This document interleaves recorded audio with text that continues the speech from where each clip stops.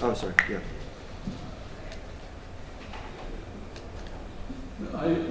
This is 5 milliseconds. Look at 10 milliseconds. Yeah, this is 10 milliseconds. Yeah. See, when you don't see it, there is something always wrong with the machine. Yeah? And you have to know it, right?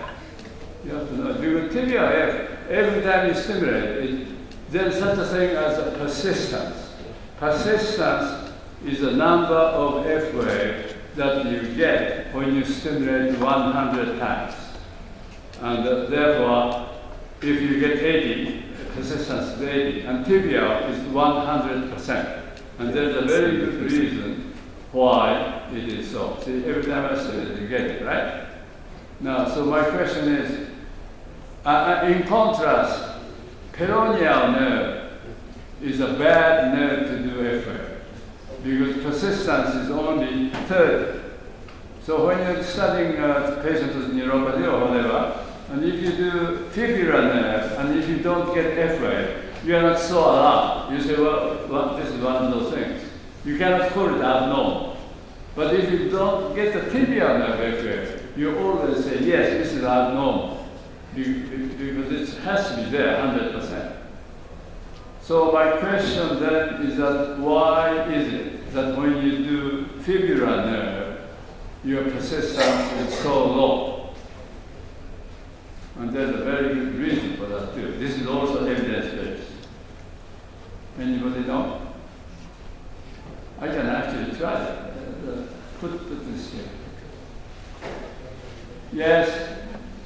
Because the lower limb spasticity and upper motor neuron lesion is increasing in extension direction, not in inflation direction. Sorry, I didn't hear you. Did you hear? Give him a microphone. Because the upper limb, when we meet with cases of upper motor neuron lesion, the spasticity or the hypertonia in the extension direction, not inflation direction, it affects the plantar flexors more than the dorsiflexors. I think it sounds rather complicated, and my explanation is simpler.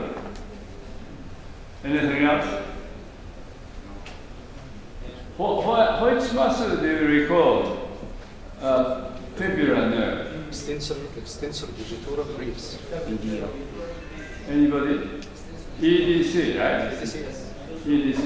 EDC is a very special muscle. Unique. Why is it so unique? Let's do it. I will delete this.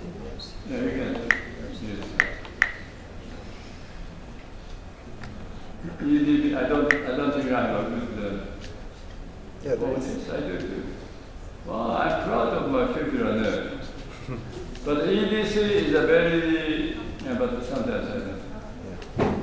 No. EDC is a very unique muscle. How is it? Anatomy-wise. The fibular nerve is no good. EDC is the only muscle innervated by fibular nerve below the ankle. That is the only muscle, peroneal nerve, is innervated below the ankle. That's why we use EDB for fibular nerve, right? And that's why EDB, EDC, extensor digitorum brevis, EDB, has L5. All the rest of the muscle below the ankle is innervated by what? Which nerve? Tibial nerve. Everything else is a tibial nerve. And then they are all S1 and S2. But the EDB is L5, right? So in that sense, it's very unique.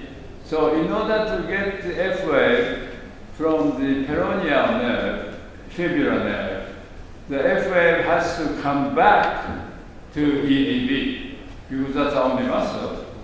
But in order to get the tibial nerve F wave, although you put the electrode on the abductor, hallucis, which is innervated by tibial nerve, it doesn't matter. It doesn't matter which muscle it comes back to. There's about 15 muscles, I guess, that the F wave can come back to, and the foot is a volume conductor.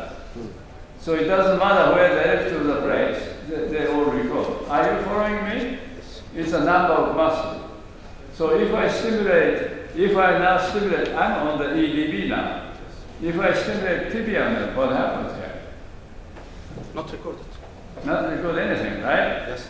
Okay, yes, sir. Okay, Yeah. okay. Yeah, okay. Oh, Not to record anything.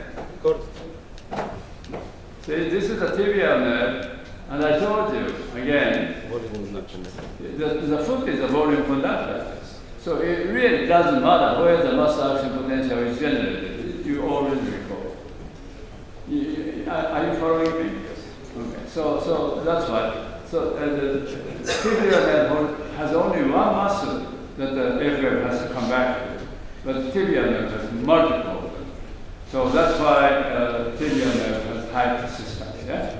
And that peroneal nerve without. And I suggest that you do tibial nerve FF if you are looking for neuropathy. Believe me, this is the most sensitive and most specific in a way, because the tibial nerve is the longest nerve available. And for neuropathy screen, in contrast to inching for focal pathology, neuropathy is a diffuse process. And there's no point in inching, but it is good to have a longer passage because you accumulate all the throwing. You know, it's a double, it's a length of the nerve double. And so even if you're looking, even the throwing relatively mild in a short segment, if you take the long segment, the whole abnormality accumulates and it becomes very obvious. Eh? And so it really makes very good sense, and that's why we do tibia effort. Right? And once again, triad for neuropathy is increased F latency tibial nerve, reduced sural sensory, and denervation of the intrinsic foot muscle right in here, which is a little difficult to do, but it's doable, and it is denervated most of the time when you have axonal neuropathy. So if you have all three, then you have it made. Denervation by needle imaging? Needle imaging, yes. Which one? Right here. This is we call it just the foot intrinsic, but probably it's the first dorsal indulsus of the foot. I don't know the name of the muscle specifically. But you can maybe, yes. Okay, that's it for today. Thank you very much.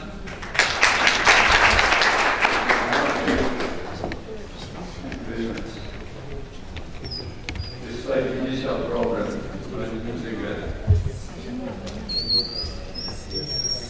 Okay, Uma, Dr. Uma, you're on.